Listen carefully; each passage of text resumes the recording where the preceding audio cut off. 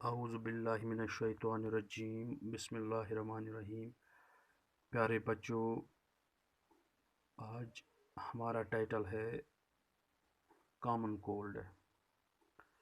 Common cold ایسی بیماری ہے جو سال میں تقریباً ہر بندے کو 2 یا 3 بار ہو جاتی ہے۔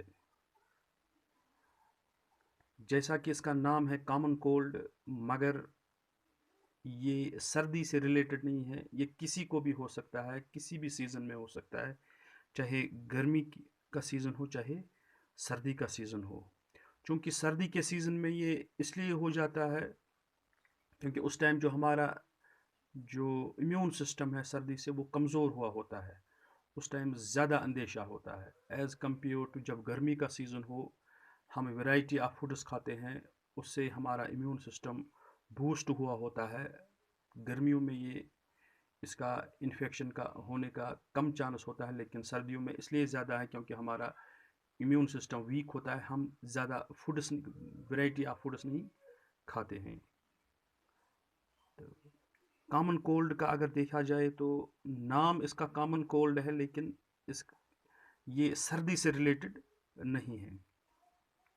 کامن کولڈ ایک وائرل انفیکشن ڈیزیز ہے جو اپر ریسپریٹری سسٹم کو لگ جاتا ہے، جیسے نوز ہے، تھروٹ ہے، ایئرس میں، برونکیل ٹریز میں یا برونکیل ٹیوبس میں لگ جاتا ہے۔ اس کی بہت سارے وائرسز ایسے ہیں جن سے یہ کامن کولڈ ہو سکتا ہے، جن میں Reno virus, corona virus, RSV اور پیرا انفلوئنزا یہ سرفہرست ہے، یہ والے وائرس۔ اور بھی بہت ہو سکتے ہیں جن کا ہم ذکر نہیں یہاں پہ کر سکتے ہیں۔ اب سمٹمز پہ آتے ہیں۔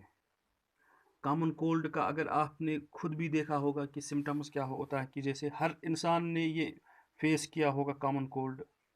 سور تھروٹ مینز کہ گلے میں خراش آ جاتا ہے، سنیزنگ، پند پیوان واریاہ زیادہ پند، کفنگ، کھانسی آنے لگتی ہے، رننگ نوز، ناک سے پانی آنے لگتا ہے، اسی طرح سے واٹری آئیز، آنکھوں سے پانی آنے لگتا ہے،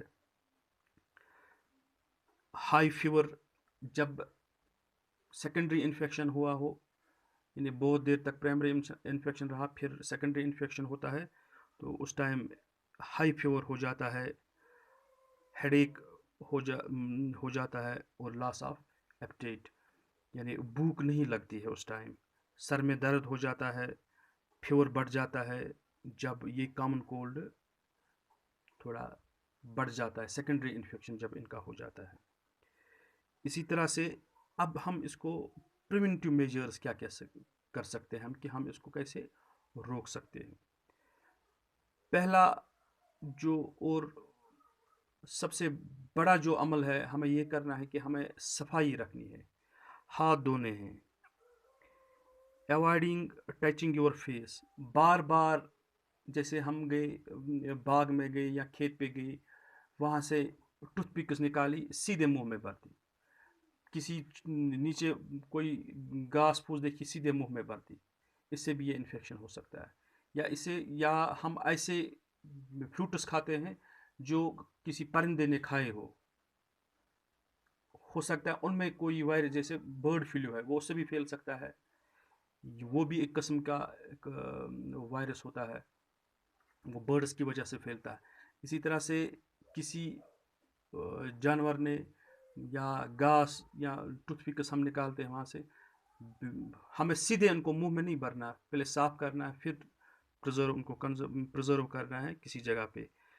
اسی طرح سے یعنی واشنگ سب سے بڑا ایک عمل ہے جس سے ہم بہت ساری بیماریوں سے محفوظ رہ سکتے ہیں، یعنی کلیننگ، سینیٹیشن،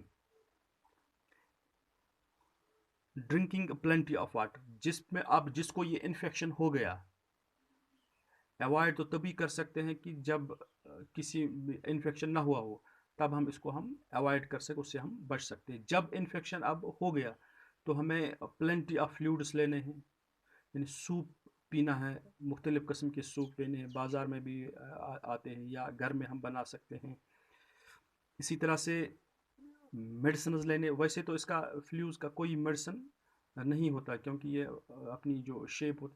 اب اس کے جو ٹریڈیشنل میڈیسن ہے یہاں پہ اس کو ہم استعمال کر سکتے ہیں. جو ایز اے روایتی میڈیسن ایز اے فلو ہم استعمال کرتے ہیں وہ میڈیسنز لینے ہیں. بخار کی دوا لینی ہے، پیرسٹمال لینی ہے، یہ پین کے لیے دوا لینی ہے. ان دوائیوں سے ہم اس سے. اور سب سے بڑی بات یہ ہے کہ ہمیں ہمت نہیں ہارنی ہے.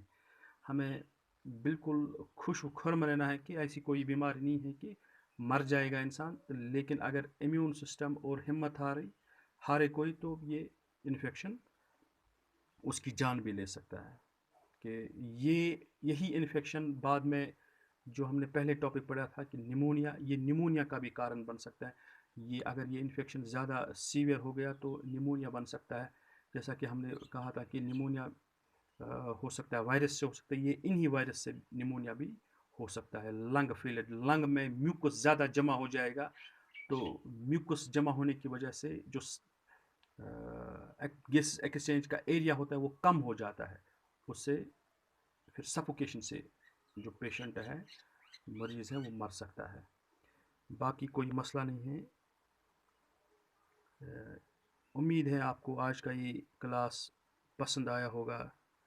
اجازت دیجیے. اللہ حافظ. السلام علیکم.